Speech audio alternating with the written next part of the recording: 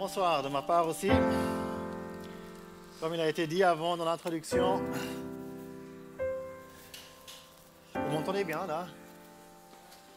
Ça va? Moyen, moyen? Un peu plus fort? Derrière, ça va, journaliste? Ça va mieux comme ça? Ok, nickel. C'est mieux? Ok, merci. Comme il a été dit dans l'introduction, je m'appelle Peter, je suis marié, j'ai 6 enfants. J'habite près de Payerne. Et puis voilà, c'est peut-être sur ma personne. Ce que j'aime faire, c'est justement ce que je suis en train de faire maintenant, c'est de parler de ce que la Bible dit, de parler de Jésus. Et c'est vraiment très important aussi, maintenant ici, tous ensemble, que vous vous rendez compte et que vous soyez aussi conscients que vraiment, même si je suis ici maintenant en train de donner un message, je me sens nullement supérieur de vous. Je ne vais pas parler de mon passé, mais j'ai fait des choses qui ne sont pas bien. Et puis, on est tous quelque part sur un pied d'égalité. Pas quelque part, on est tous sur un pied d'égalité. Devant Dieu, on est tous les mêmes. Qu'on est le plus riche, le plus pauvre, peu importe la couleur de peau, peu importe l'accent qu'on a quand on parle. J'ai un accent allemand, je suis à moitié allemand, voilà. Peu importe qu'est-ce qu'on a comme background, comme arrière-plan, on est tous la même chose. Et ce que j'essaie de faire ici, vraiment, c'est simplement partager un peu le message principal de ce livre. Et ce livre, ce n'est pas juste un livre d'histoire qui parle de Dieu, qui parle de Jésus, qui parle de certaines choses spirituelles. Ce Bible, il dit de lui-même qu'il est la parole de Dieu. Vous vous rendez compte? La parole de Dieu, le grand Dieu qui veut communiquer avec nous, il nous a laissé un livre que vous pouvez avoir gratuitement au stand, où il révèle, où il nous donne ses pensées, où il nous communique ce qu'il a envie de communiquer aux hommes. Et voilà, j'aimerais juste prendre quelques pensées de ce livre et en parler. Il y aura la possibilité après aussi à la fin de me poser des questions dans le personnel. Voilà pour l'introduction. Maintenant, le thème, c'est comment rencontrer Dieu. Et c'est la grande question. C'est la grande question. J'ai eu un ami, il m'a dit une fois, on a beaucoup échangé sur les religions. Enfin, moi, justement, je ne présente pas une religion, mais lui, il parlait beaucoup de religion. Moi, j'aimerais parler de Jésus. Et il a été dans une église, et il voulait rencontrer Dieu. Il s'est mis devant, il a dit, l'église était vide. Il a ouvert l'église, il est rentré, il s'est assis, et puis il a dit, j'attends maintenant que Dieu vienne. Comment rencontrer Dieu? Il n'a pas vu Dieu. Et cette question, comment rencontrer Dieu, il y a peut-être 2 façons ou 2 motivations qu'on peut avoir. Une motivation, c'est peut-être juste, ça m'intéresse, une manière rationnelle de dire, Dieu, s'il existe, j'aimerais bien le voir une fois. Il y a peut-être une autre manière aussi, où on se dit, le jour où je vais rencontrer Dieu, comment je vais faire? Comment je vais faire face à Dieu? Un peu comme un enfant. Un enfant, imaginez-vous un enfant à qui la maman dit ne joue pas avec de nouveaux pantalons dehors. Et il le fait quand même, et puis il rentre le soir à la maison, son pantalon déchiré, tout sale, et puis il se dit oulala, qu'est-ce qu'elle va dire? Comment je vais faire face à maman? Et on peut aussi se poser cette question, comment on va faire quand on va rencontrer Dieu? Et ça dépend de la manière comme on aborde cette question, ça dépend en fait de l'image que nous avons de Dieu. L'image de Dieu. Et quand je parle avec les gens, je me rends compte que les gens ont une image très différente de Dieu. Il y a certains qui parlent de Dieu. L'autre jour encore, je l'ai eu cela. Votre bon Dieu, il ne sait pas faire ci et ça. Ou bien quelqu'un qui m'a dit aussi une fois, le jour où je vais parler avec Dieu, je vais lui dire les choses fausses qu'il a fait, les bêtises qu'il a fait, parce que franchement, le mal, etc., il aurait dû le juger, il aurait dû intervenir beaucoup plus tôt, etc., etc. Ah, alors cette personne, elle croit qu'elle peut comme ça venir devant Dieu et puis lui parler et puis lui faire la morale. Mais on peut aussi justement être conscient de son état et de se dire, j'ai fait des choses dans ma vie. Et devant un Dieu, devant le grand Dieu, qu'est-ce qui se passera? Et j'aimerais commencer, c'est pour ça que j'aimerais commencer maintenant un tout petit peu à expliquer qui est Dieu selon la Bible. Qui est vraiment Dieu? Donc, commencer avec la dernière partie de la question, comment rencontrer Dieu? Qui est Dieu? J'aimerais juste vous lire quelques expressions que j'ai un peu listées ici. C'est juste vraiment un tout petit échantillon de qui est Dieu. Il est de Dieu qu'il est éternel. Il est l'Éternel. Il est le Tout-Puissant. Il est le Dieu de l'éternité, le possesseur des cieux et de la terre. Il est aussi le Seigneur. Il est le Créateur. Il est l'Éternel des armées. Il est celui qui est les yeux hautains. Il est aussi celui qui est le monteur. Il est dit de lui qu'il est en feu consumant. Il est dit que Dieu est lumière, que Dieu est saint, même 3 fois saint. Saint, saint, saint. On voit aussi depuis le début que Dieu est un Dieu aussi qui ne supporte pas le mal. Il est dit de Dieu qu'il ne tiendra nullement innocent celui qui est coupable. Et c'est peut-être une vision de Dieu qu'on n'entend pas tellement souvent parler. On parle toujours du bon Dieu. Dieu est-il par amour? On va y venir aussi. On va y venir. Mais il faut se rendre compte, il est aussi dit que Dieu a les yeux trop purs pour voir le mal. Dieu est totalement incompatible. C'est totalement incompatible d'avoir quelque chose qui est mauvais, d'avoir le péché en connexion avec Dieu. Et maintenant, j'aimerais vous lire un verset d'un psaume. Qu'est-ce que ce Dieu y fait? Et c'est un psaume qui est répété, qu'on voit, c'est un psaume de l'Ancien Testament.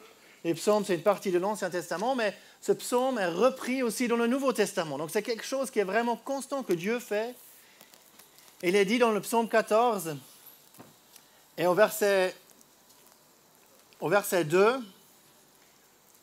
« L'Éternel a regardé les cieux sur les fils des hommes pour voir s'il y a quelqu'un qui soit intelligent, qui recherche Dieu. » 2 points. Constatation de Dieu maintenant. Donc il regarde, quel est le constat de Dieu? Ils se sont tous détournés, ils se sont tous ensemble corrompus. Il n'y a personne qui fasse le bien, non pas même un seul. Tous les ouvriers d'iniquité n'ont-ils aucune connaissance?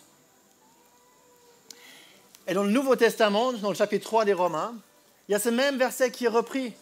On voit la constatation de Dieu qui regarde sur la terre et qui dit « Ils se sont tous corrompus. Il n'y a même pas un seul qui fait la justice, qui est juste. Ils ont tous péché. » C'est dit en Romains 3, verset 23. « Tous ont péché et n'atteignent pas la gloire de Dieu. » Voilà le constat de ce grand Dieu créateur, possesseur des cieux et de la terre.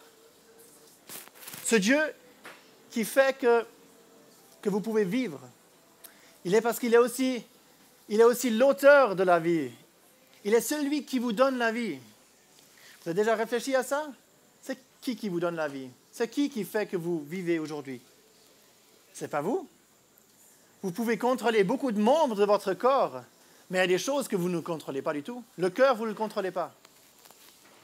Le corps, il y a quelqu'un d'autre qui le fait battre. Tous les organes vitaux, tous les organes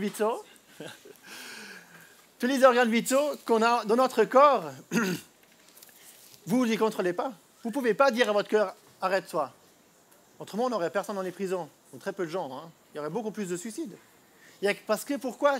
Tout ce qui touche à la vie, quelqu'un d'autre le dirige. Vous n'avez pas la puissance sur votre vie.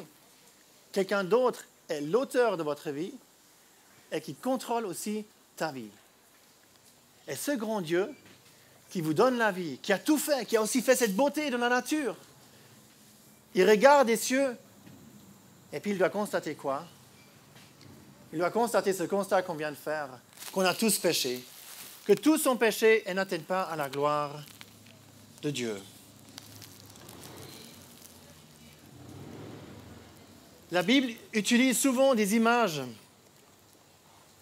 La Bible utilise souvent les images pour nous expliquer certaines choses. Et ce que la Bible nous dit par rapport à l'homme, c'est en Éphésiens 5 qu'on retrouve ça, que l'homme est ténèbres. Que tout ce qui est ténèbres dans la Bible, c'est toujours une image du mauvais, du mal, du péché. D'une part, on vit dans les ténèbres, nous dit la Bible, mais en plus aussi, nous sommes ténèbres, dit la Bible. Nous sommes ténèbres. Et qu'est-ce que j'ai dit avant? Quand j'ai dit un descriptif de Dieu, on a vu que Dieu est lumière. La lumière et les ténèbres ne peuvent pas coexister. Alors justement, j'ai dit à un ami de juste faire une petite expérience. On va juste éteindre un tout petit peu les lumières, comme ça va vous rappeler ce que je suis en train de dire. On attend juste encore cette lumière qui s'éteint. Attention au porte-monnaie.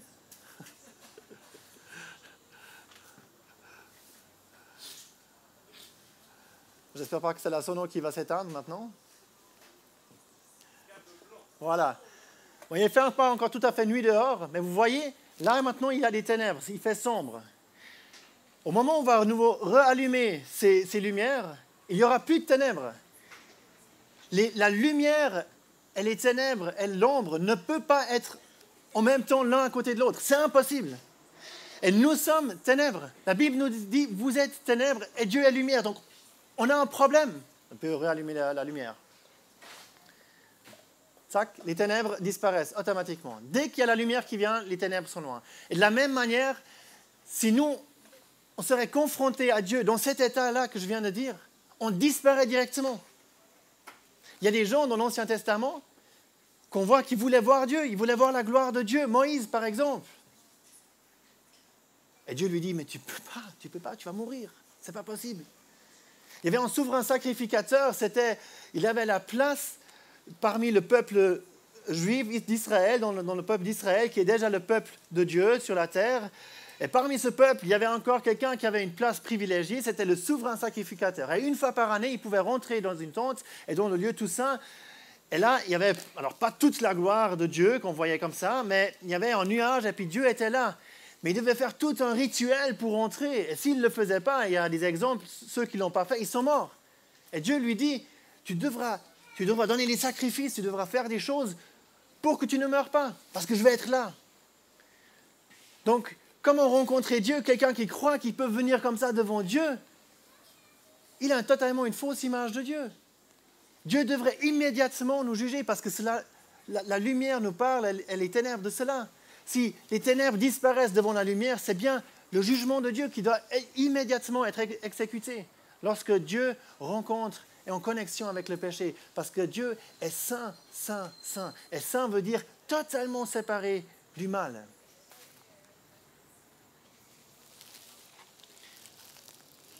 Mais la bonne nouvelle, ouais, ça, ce n'est pas l'évangile encore.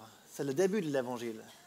Mais la bonne nouvelle, c'est que Dieu n'est pas seulement lumière. Il n'est pas seulement ce Dieu qui juge le mal. Il est aussi bon. Il est aussi amour. Il est amour. Ce n'est pas juste qu'il aime. Il est amour. Il est la source de tout amour. Mais il vous aime. Il m'aime et il t'aime. Alors comment régler en quelque sorte ce dilemme? Ce dilemme qui existe maintenant. Ce Dieu d'un côté qui ne supporte pas le mal, qui doit juger le mal, et puis d'un autre côté qui aime ceux qui sont tombés dans le péché. Alors il y a justement un autre côté. C'est que si d'un côté nous avons la difficulté de rencontrer Dieu, Dieu a fait quelque chose de merveilleux. On le voit déjà, en fait, il y a une histoire tout au début de la Genèse de la Bible que probablement la plupart de vous connaissent, l'histoire d'Adam et Ève, où on voit le premier péché. Les premiers hommes qui ont commis un péché. Ils ont commis un péché, et qu'est-ce qu'on fait quand on fait un péché? Aussi quand on désobéit devant ses parents, c'est un peu la même réaction, on a mauvaise conscience, on se cache. Ils ont fait la même chose, ils ont péché devant Dieu, ils avaient mauvaise conscience, ils se sont cachés, ils avaient peur. Et là, on voit quelque chose de magnifique. C'est que Dieu va après le pécheur. Dieu, il les cherche. Il dit, t'es où? Il savait bien entendu, il savait où ils étaient, mais il voulait travailler la conscience en eux. Il leur demande, vous êtes où? Pourquoi vous vous cachez? Qu'est-ce qui se passe? Mais on voit là Dieu qui va après un pécheur. Et c'est quelque chose de magnifique de savoir que Dieu vient à notre rencontre. Nous, en fait, nous nous sommes éloignés de Dieu. La société d'aujourd'hui s'éloigne de Dieu. Dieu regarde sur la terre et qu'est-ce qu'il doit constater? Il constate qu'on essaie toujours plus d'éliminer Dieu de notre société. Les écoles, on n'a plus le droit de parler de Dieu. Ah non, ce n'est pas une affaire des écoles, il faut sortir Dieu des écoles. Les enfants n'ont plus le droit d'entendre dans leur maison, mais pas à l'école. On ne veut pas Dieu dans l'école, on ne veut pas Dieu dans les rues, on ne veut pas Dieu dans nos familles. On essaie toujours plus d'éliminer Dieu. Et Dieu regarde. Puis il se dit, mais je suis le Créateur. Comment c'est possible que qui ne veut pas entendre de moi? Qui ne me veulent plus sur cette terre? Dieu dit, qu'un mariage, c'est un homme et une femme. Les hommes disent non, les hommes et les hommes, les femmes et les femmes peuvent aussi se marier. Ils regardent. Ils regardent dans les journaux, ils voient ce qu'on écrit. On se moque de Dieu. On se moque de mon fils Jésus. On fait des caricatures. Maintenant, on commence même... Moi, j'ai créé hommes et femmes. Maintenant, on commence même à réfléchir si on ne devrait pas dire aux enfants qu'ils peuvent choisir s'ils veulent être hommes ou femmes. Et ils voient tout ça. Ils regardent. Dieu regarde des cieux et il constate tout cela. C'est là, peut-être à ce moment-là, on se rend compte à quel point on est perdu. Toutes ces choses qu'on fait. Et là, il fête Noël, il fête l'anniversaire de mon fils. Il n'y a personne qui veut entendre parler de Jésus. Qui parle encore de Jésus? J'ai lu un article de journal il n'y a pas très longtemps qui parle justement de Noël. Ah oui, que Noël, maintenant, c'est plus tellement la signification de Jésus, etc. C'est surtout la famille et des cadeaux, etc. Mais pourquoi on se donne des cadeaux? Pourquoi à Noël, on se donne des cadeaux? Est-ce que ce n'est pas justement parce que c'est la fête du Seigneur Jésus, le plus grand cadeau qui ait jamais existé? Mais on ne veut pas. On s'éloigne toujours plus de Dieu. On est toujours plus dans les ténèbres. Mais de l'autre côté de Dieu, c'est justement que dans cet état, Dieu il voit ça et dit, ils sont désespérés. Il n'y a personne qui fait du mal. Et moi, je vais maintenant venir vers eux. Mais comment est-il possible pour Dieu de venir vers nous? Dieu est esprit, nous dit la Bible. Dieu n'est pas homme, chair, etc., comme os et chair, comme nous le sommes. Alors Dieu a envoyé son Fils. C'est ce verset que vous avez déjà peut-être entendu une fois. Dans Jean 3, au verset 16. Dieu a tant aimé le monde qu'il a donné son Fils unique, afin que quiconque croit en lui ne périsse pas, mais qu'il ait la vie éternelle. Dieu envoie son Fils. Et ce Fils, qu'est-ce qui se passe? Qu'est-ce qu'il fait? Pour venir dans notre monde de 3 dimensions, de notre monde ici sur cette terre, il a dû devenir un homme. Vous voyez, Dieu est partout, il est omniprésent, il est partout. Omniscience, il connaît toutes choses, il est partout. Mais il est esprit. Alors pour régler le problème des hommes, Dieu a dû devenir un homme. Et dans la personne de Jésus-Christ, on a là un homme qui était parfait. Parce qu'il venait du ciel, parce qu'il était Dieu aussi. Il est venu sur cette terre comme homme ici-bas. Et alors, d'ailleurs, qu'est-ce qu'on a dit? Emmanuel, Dieu avec nous. Lorsque Jésus était sur cette terre, c'était vraiment le moment où Dieu était sur la terre. Quelque chose d'incroyable et magnifique. Et pourtant, c'est vrai. Et voilà ce qu'on fête vraiment à Noël. C'est cette venue de Jésus-Christ lorsqu'il est venu sur cette terre. Mais vous voyez bien que pour Jésus, c'est un énorme abaissement. Le grand Dieu, il est dit de Jésus, il était Dieu, il est Dieu. C'est lui qui a créé toutes choses. Donc quel abaissement, quelle humilité est-ce qu'il a eu de devenir un homme. De devenir un homme. Il n'était pas homme avant, comme je viens de dire, mais il est devenu un homme, il s'est abaissé. Il a vécu comme un homme. Et vous savez, à Noël, on a ces jolies crèches romantiques dans les tables, etc. Et puis c'est tout joli, et puis on est là devant, et puis on trouve ça tout mignon. Il est venu comment? Non, il y a plusieurs mamans qui sont ici. Je pense que chaque femme qui a déjà accouché une fois, d'accoucher dehors, en hiver, bon, peut-être c'était probablement plutôt le printemps, mais même, accoucher dehors. Nous, on a eu ça une fois, avec notre deuxième enfant. On aurait dû accoucher à Nyon, on a téléphoné, ils nous ont dit non, on est complet, c'est totalement plein, vous ne pouvez pas venir, il faut aller ailleurs. Et bien rien que là déjà, ça fait un tout petit peu paniquer parce que voilà, on avait connu Nyon avant, on avait eu notre premier enfant là-bas. Mais s'ils nous avaient dit à Morges, pas de place, pas hier, Lausanne, pas de place, nulle part de la place, allez quelque part dans la forêt. Voilà ce qui s'est passé avec Jésus, ça c'est la réalité. Elle a accouché quelque part, sur un champ, il faisait froid, et encore une fois, chaque maman qui est ici, je crois qu'elle serait d'accord avec moi que c'est pas drôle, c'était pas sympa du tout. C'était pas du tout romantique. Et voilà l'enfant qui naît là. Après, dans une crèche. Un enfant dans une crèche. Je ne sais pas si vous avez déjà dormi dans la paille, ça gratte, c'est pas vraiment chaud. C'était pas du tout aussi romantique qu'on pense. C'était vraiment... La crèche, c'est un signe que dès la naissance, on n'avait pas envie de Jésus. Il n'y avait pas de place pour qu'il puisse naître quelque part. Et qu'est-ce qu'on a fait après? Il y a le roi Hérode qui voulait tuer tous les enfants. Pourquoi? Parce qu'il avait peur qu'on allait prendre sa place, vu qu'il avait su, il y a un roi qui vient. Alors on a voulu tuer Jésus, dès le début, comme petit enfant. On s'est dit, on veut le tuer. Puis après, il a vécu là, sur cette terre, il a grandi, il a reçu ce nom de Jésus. Puis qu'est-ce qu'on a fait de lui? Il n'a que fait du bien. Il allait de lieu en lieu, nous dit la Bible, faisant du bien. Il parlait avec les gens, peu importe qui c'était. Il a parlé avec des riches, avec des pauvres, des lépreux, il les a touchés. Vous savez, les lépreux, c'est pas joli à voir. Il y a les membres qui tombent, ils puent, il y a les blessures ouvertes, ça saigne, il y a des puits, etc. C'est vraiment pas joli, les lépreux. Il est allé vers eux. Il les a aidés, il les a touchés, il les a guéris. Il a fait des miracles. Il n'y a personne qui pouvait dire quelque chose de mauvais contre Jésus. Il était justement parfait. Il a vécu une vie parfaite. Puis les gens, pendant toute sa vie, il y avait des gens qui voulaient le tuer. Mais vu qu'il est Dieu, vu que c'est lui qui décide, il ne les a pas laissés faire. Mais à un moment donné, il a voulu que la méchanceté de l'homme, que vraiment l'homme, tous les ténèbres, si je reprends cette expression, soient vraiment vues. Il a dit alors, faites maintenant, je me laisse prendre. Et là, ils le prennent comme un voleur, avec des bâtons. Ils l'arrêtent, ils le menottent, ou en tout cas, ils le prennent. Ils essayent de le faire juger parce qu'il y avait des Romains qui étaient là, et puis c'était les Romains qui auraient dû le juger, mais Pilate, le Romain, il n'arrivait pas à trouver une faute. Alors même le Romain, à un moment donné, il dit, bon, je m'en fiche, je m'en lave les mains. C'est de là vient cette expression, je m'en lave les mains. Parce qu'ils sont lavés les mains, il a dit, prenez-le les Juifs, faites ce que vous voulez. Et il les laisse encore avant fouetter. Et ensuite, il lui tape dans le visage. Il se moque de lui, il lui crache dans le visage. Il avait fait quoi? Pourquoi une telle haine contre Jésus? Il avait fait quoi? Ensuite, on prend une croix et on le cloue sur cette croix. On dit déjà, tu prends cette croix, tu la portes et tu l'amènes là sur Golgotha.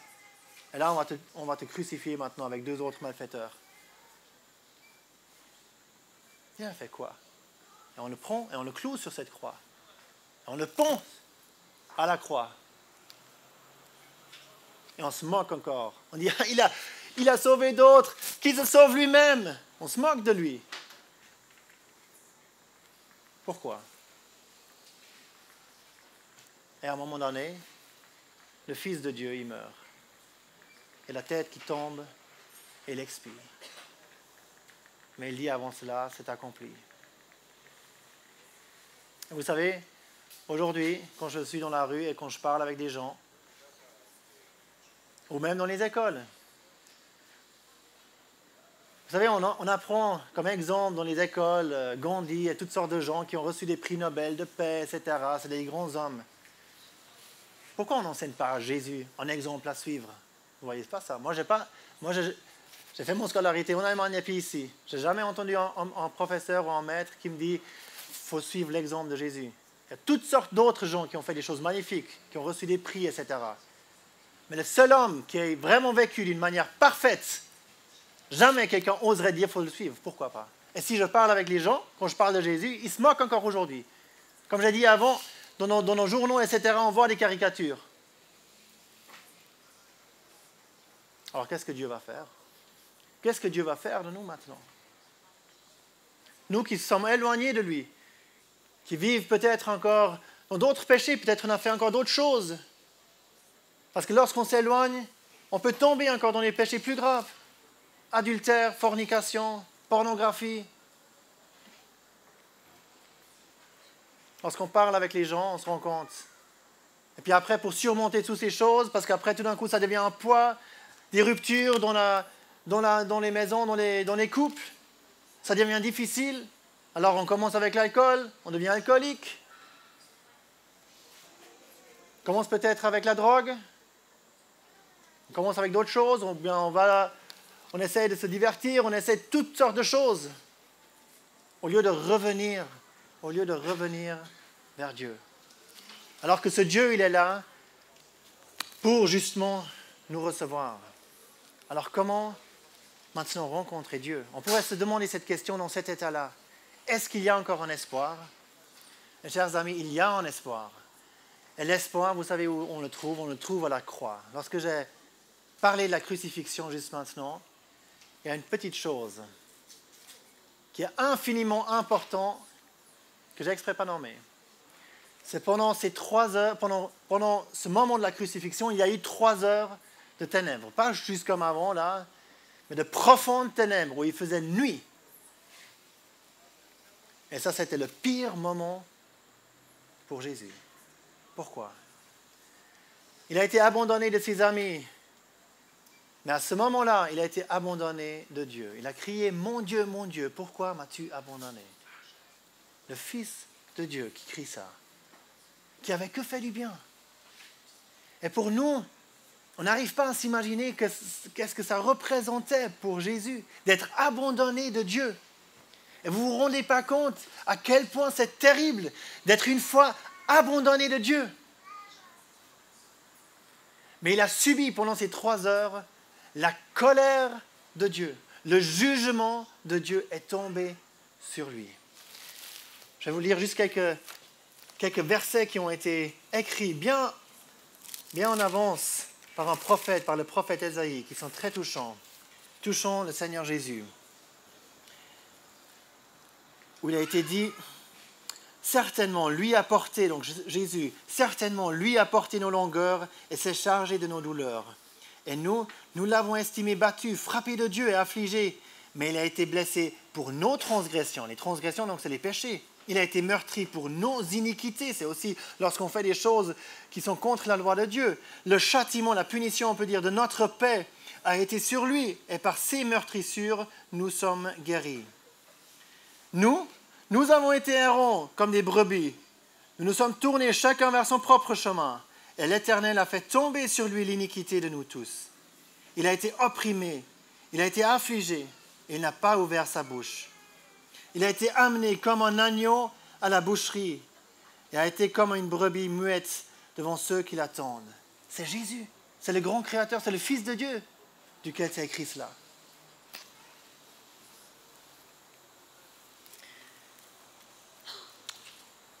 Mais tout cela, pourquoi est-ce qu'il a été jugé?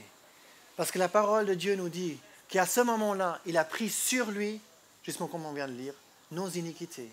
En quelque sorte, il a pris mon casier judiciaire et il a effacé mon nom dessus, il a mis son nom. Il a dit maintenant juge-moi pour cela. Et cela, il l'a fait pour vous.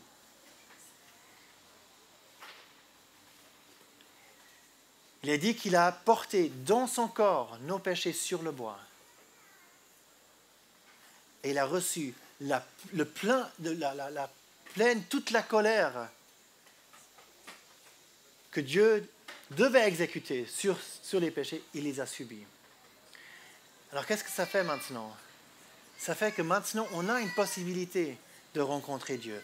On a la possibilité de parler avec Dieu. Mais on peut se poser une question.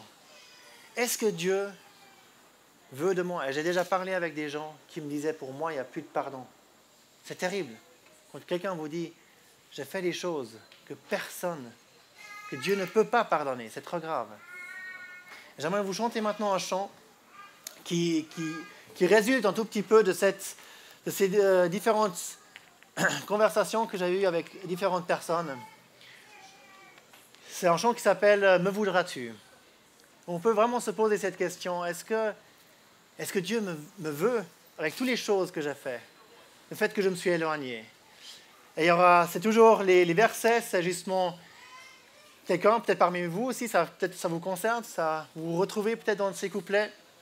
Et la réponse, le refrain, c'est la réponse de la part de Jésus. Qu'est-ce que Jésus, il dit? Parce que Jésus peut nous pardonner justement, parce que lui a été jugé à notre place. Alors je vais vous chanter ce chant.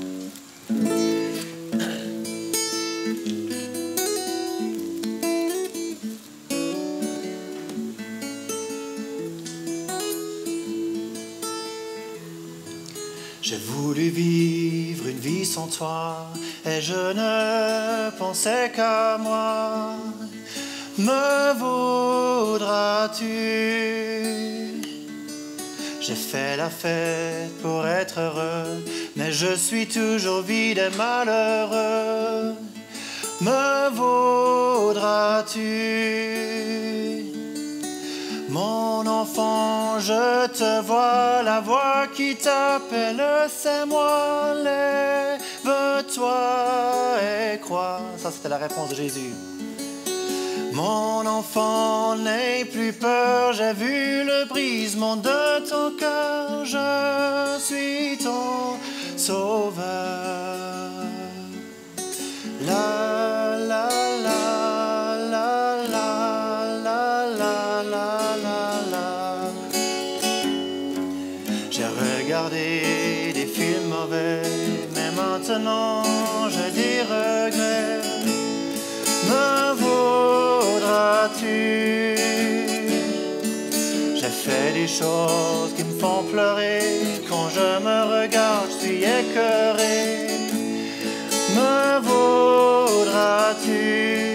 Jésus dit, pour ces choses j'ai dû mourir, pour que tu puisses t'en sortir, mais il faut venir.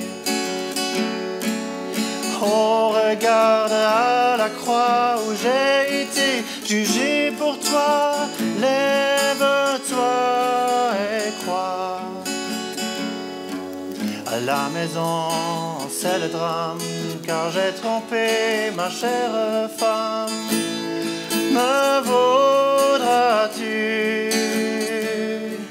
Les autres fois, elle n'a rien su, mais je sais, Jésus, tu l'as vu. Me voudras-tu?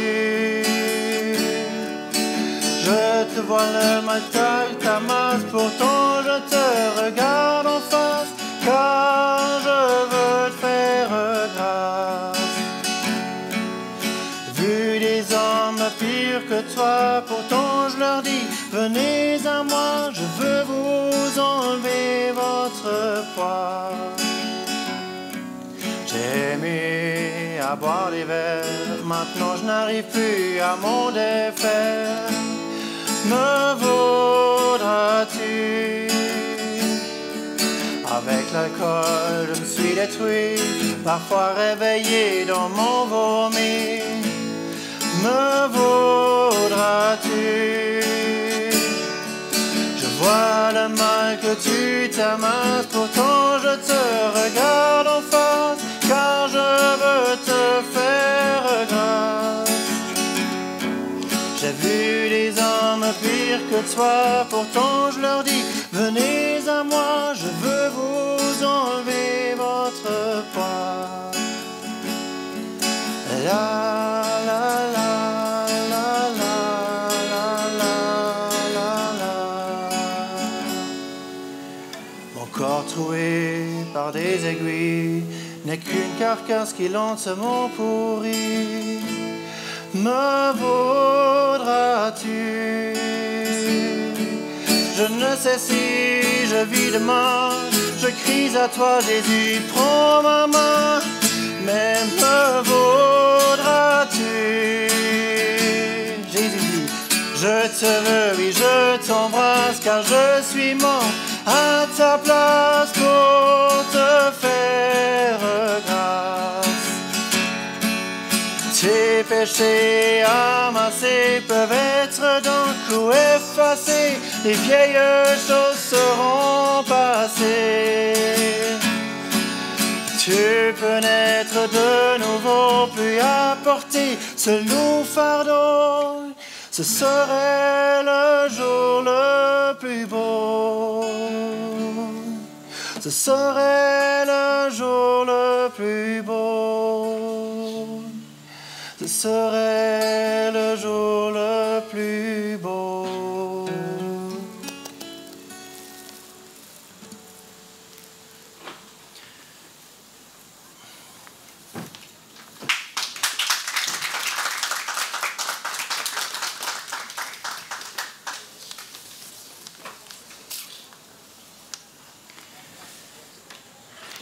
Peut-être c'est ton cas, peut-être c'est ta vie. Peut-être il y a des choses que tu crois que Dieu ne peut pas te pardonner. Et pourtant, Dieu veut pardonner. Dieu est là et il t'appelle aujourd'hui. Je vais chanter encore un chant justement qui parle de cela, qui appelle aujourd'hui tout le monde. Tous ceux qui n'ont peut-être pas encore mis leur confiance en Jésus-Christ, il les appelle aujourd'hui. Et ce chant s'appelle « Entends la voix qui t'arrête aujourd'hui sur le chemin ». Peut-être on va baisser la tête, la tête baissée. Ce chant, il parle justement de cela. Et qu'on peut s'approcher d'un Dieu qui pardonne.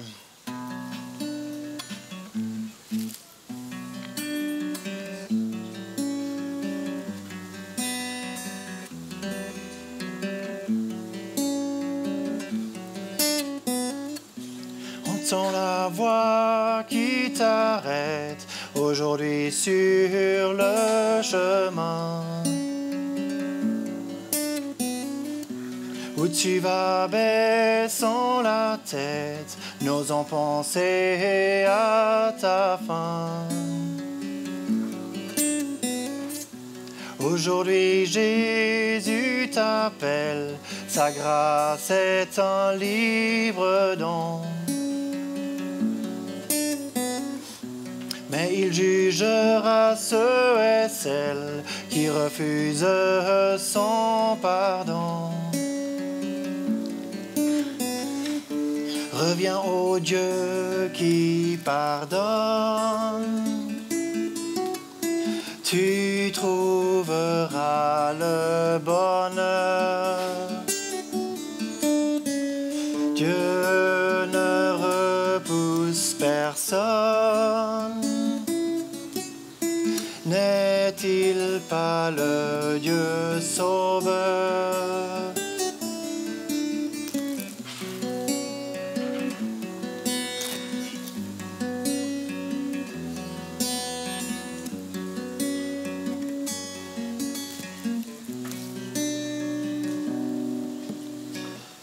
Jusqu'à la croix du calvaire, il est venu te chercher.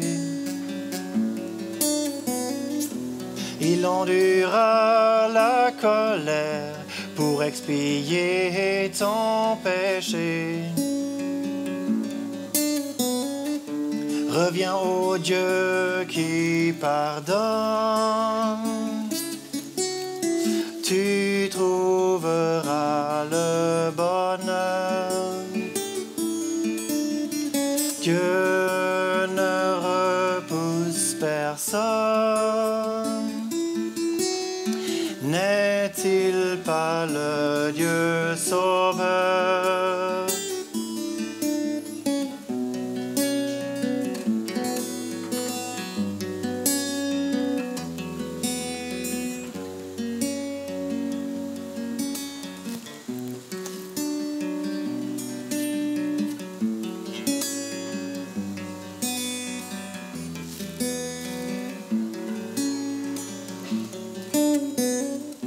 Cette voix se fait pressante, crois en Jésus aujourd'hui, et que ton âme confiante se repose en paix sur lui. Reviens au Dieu qui pardonne. Tu trouveras le bonheur. Dieu ne repousse personne. N'est-il pas le Dieu sauveur?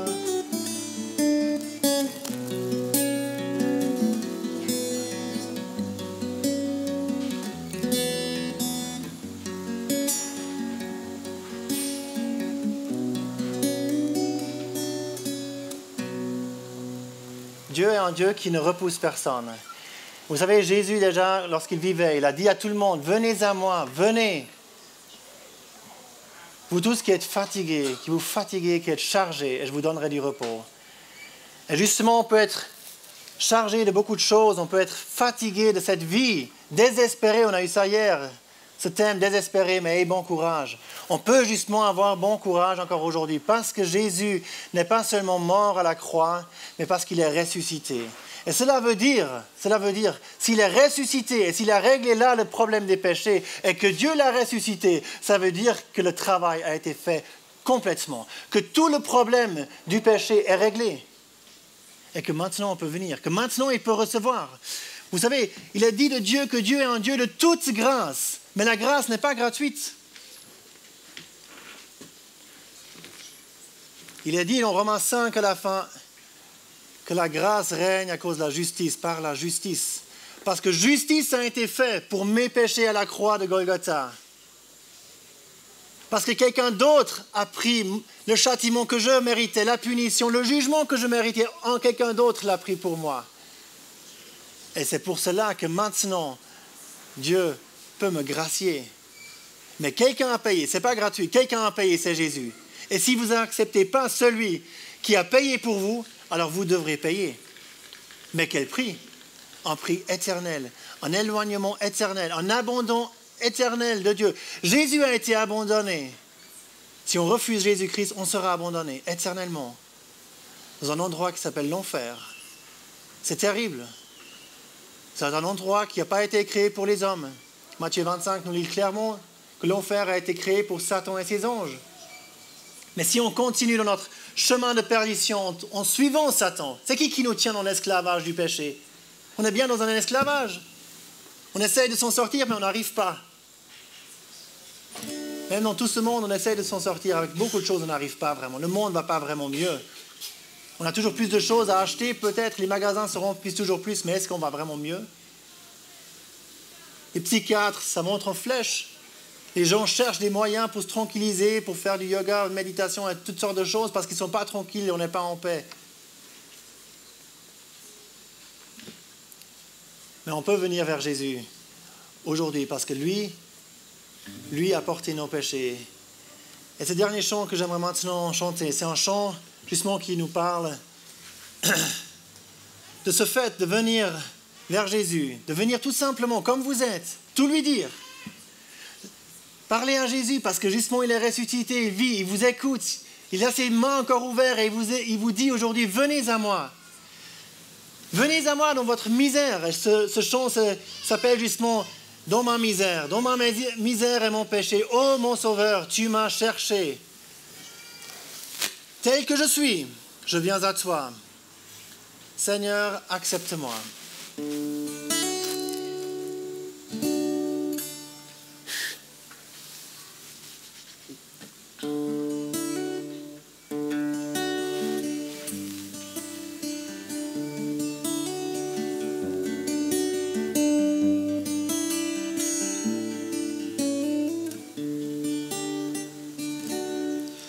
Dans ma misère et mon péché, ô mon Sauveur, tu m'as cherché. Tel que je suis, je viens à toi. Seigneur, accepte-moi. Seigneur, accepte-moi.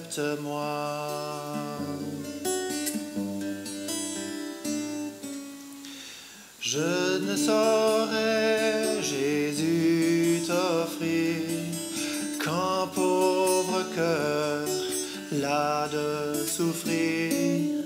Tel que je suis, je viens à toi. Seigneur, pardonne-moi. Seigneur, pardonne-moi. Tel que je suis, sans rien à moi, sinon ton sang versé pour moi, et ta voix qui m'appelle à toi, agneau de Dieu, je viens. J'ai trop longtemps loin du bonheur, erré sans but et sans sauveur. Tel que je suis, je viens à toi. Seigneur, pardonne-moi. Seigneur, pardonne-moi.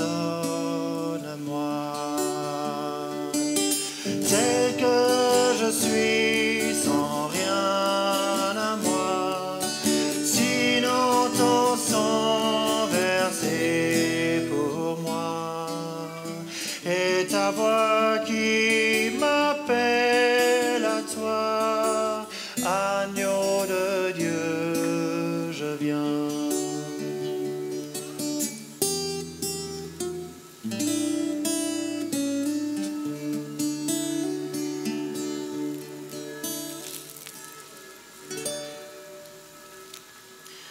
Tel qu'on est, on peut venir vers Jésus-Christ. Tel qu'on est, on doit venir vers Jésus-Christ.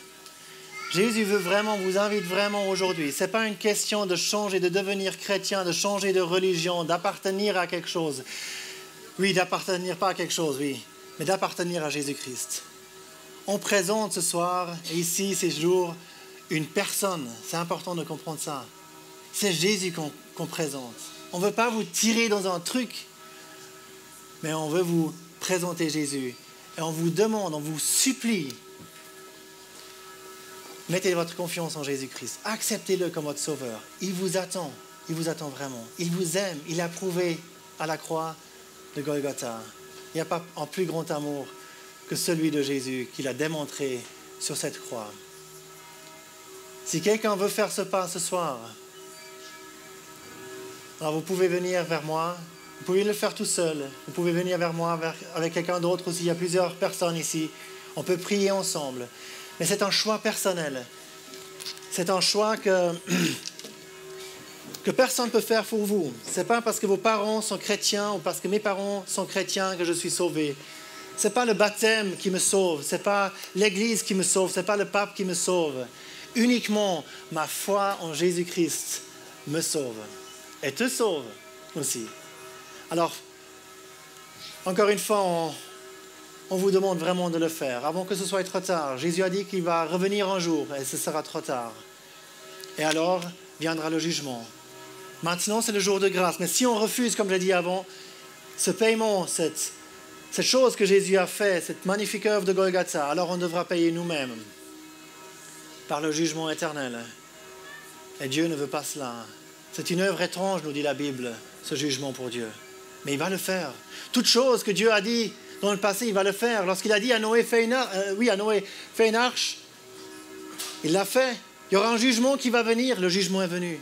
Toutes les prophéties qui ont été prédites, qui ont été dites dans la parole de Dieu, ils sont arrivés. Alors, cela aussi va arriver. Mais ce que Dieu a pour vous, c'est une place dans le ciel, près de lui, avec Jésus, où on verra alors les marques de ses mains. On verra celui qui était pendu sur ce bois il y a environ 2000 ans, 2018 ans en arrière, le sauveur du monde. Est-ce qu'il est votre sauveur aussi? J'espère qu'il devient en tout cas votre sauveur aujourd'hui. Si ce n'est pas le cas, vous me faites beaucoup très pitié. En tout cas, de son côté, il vous aime infiniment.